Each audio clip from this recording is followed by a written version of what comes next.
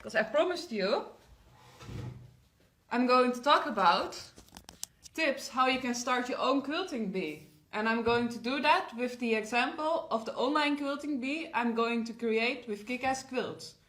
Because the classes are not the only thing I'm doing. I'm also working on building a community where you can empower and inspire each other to quilt with the old clothes, like I said, and how to make quilts that will make you feel proud. Like the philosophy is going to be, I want you to feel whenever you walk into your house, or you almost walk into your house, and you see your quilt, that you feel proud and happy to be home because your quilts are there, and it gives you a sense of home.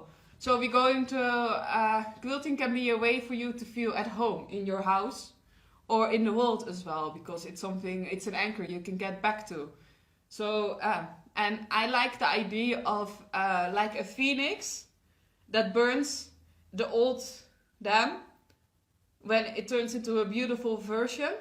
For me, I'm going to use and teach you how to use scraps of old clothes and fabric scraps and discarded fabrics that are unwanted and are almost to be destroyed. And we're going to use those scraps to create a better world where you will feel welcome and where you are empowered to create your own home. And also where by that love and power of the quilt, you will empower others. Hi, I was just talking about the online quilt community I'm going to start. I was telling people that the online quilt community I'm starting is going to be focused on upcycling clothes and also using quilts to create that home feeling of yourself. And like a phoenix who burns the old dam to create a beautiful version of themselves, I'm going to teach you also how you can use your old clothes and scraps and every kind of textile that society discarded and to use it into a beautiful thing. We turn it into beautiful items that we can use to feel at home in this world.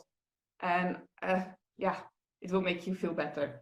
But how do you create a quilting bee?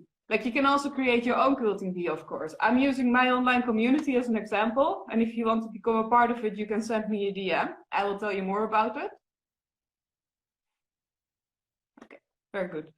But if you want to start your own, offline or online, I will give you some tips. The first tip is that you can decide the focus you want to have. Like, for example, I am focusing on having that homely feeling and using quilts to create like home goods such as pillows and stuff like that, with as focus using old clothes and scraps that might be meaningful to you. But the focus can also be modern quilting. That's the focus of the local quilting bee I'm a part of. And the focus can also be a specific project, such as the affirmation quilts of Entropies. I will be talking about that later in an interview. It can also be a certain pattern, like the Jane I'm making here. Anything can be the focus, and it's good that before you start the quilting bee, you have an idea of what the focus you would like to be. The second tip is to find people to join you and also look beyond your own network, because you can of course start a quilting bee with your own friends, and that's already a good start. But I would like to challenge you to also find other people to be part of it, because it will surprise you how many like-minded people there are in your surroundings or in your online communities, which are actually just new friends, people who are about to be new friends. And you can find people like that by having, of course, using the Facebook groups, the local ones, or the local Facebook groups, or you can use quilting Facebook groups, and you can have like a request there. Sometimes you have to ask the admins, but if it's not like for sale, usually they will allow you. You can also use Instagram, and you can use your local newspapers even, or notice boards in community centers and stuff like that. Online and offline, it can work. You will notice that there's more quilters than you think. And you can also check with your local quilt guild, because mine, for example, in the Netherlands, they also facilitate quilting bees. Usually you have to be a member of them, but it can be worth considering. It's usually not that expensive to be part of the quilting guild. After that, you should organize a first meeting. That's the first tip. And it can be online or offline, of course, whatever, keep the regulations and keep yourself safe, of course. And the first meeting, you can have like an introduction game where you can get to know each other in an easy way. For example, you can ask anyone to bring their first quilt or the quilt that's most meaningful to them, or bring a fabric they really want to make a quilt with, but they have no idea yet. And you can use that to talk to each other and get to know each other. And in the first meeting, you can also decide other things that you are going to do as a group. So the fourth tip I have is that you have a list of items you want to discuss during the first meeting.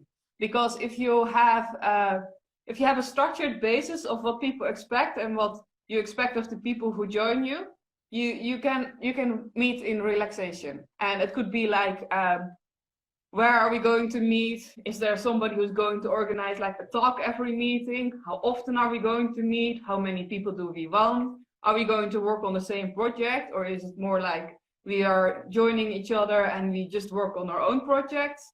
Do you want a teacher to be available? What should be the price? All those kind of things you can consider. And if you want, I can make a list for you of things to discuss. Just let me know in the comments and I will get it to you. And also the fifth tip is to plan ahead. Like it's good to plan like maybe for half a year in advance. If, for example, with my modern Quilting Bee, we meet every month and we already know the date. So we can... Hi, thank you for joining. We can plan ahead.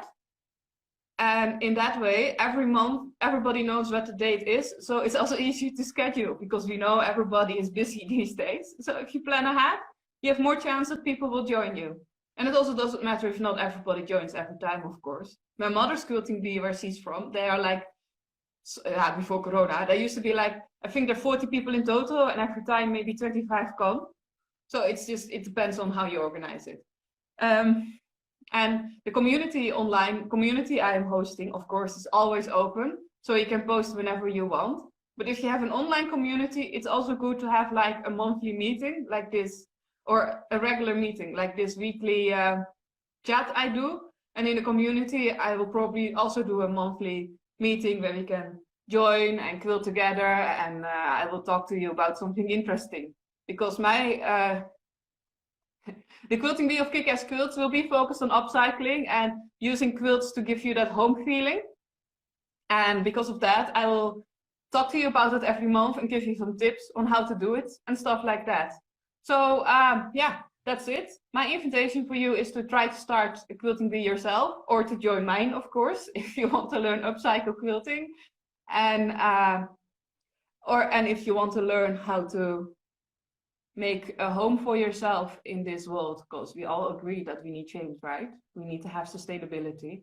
So I will teach you how to do that and how to work towards sustainability through quilts, because quilting is creating a baseline in your mind of where you can have space to allow sustainability to happen, because it's not only about the planet, it's also about people, connection, and mental health, and not being stressed. But I've talked about it before and we'll talk about it again. If you have any questions about starting a Quilting Bee, just put a comment.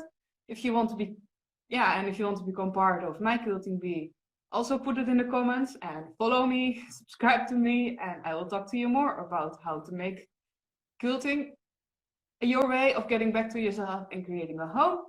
And I will also give you quilting tips on how to quilt and how to find quilting ways to quilt with others, even in these times. So for now, I want to wish you a very nice day. Subscribe and comment. It really helps. And bye.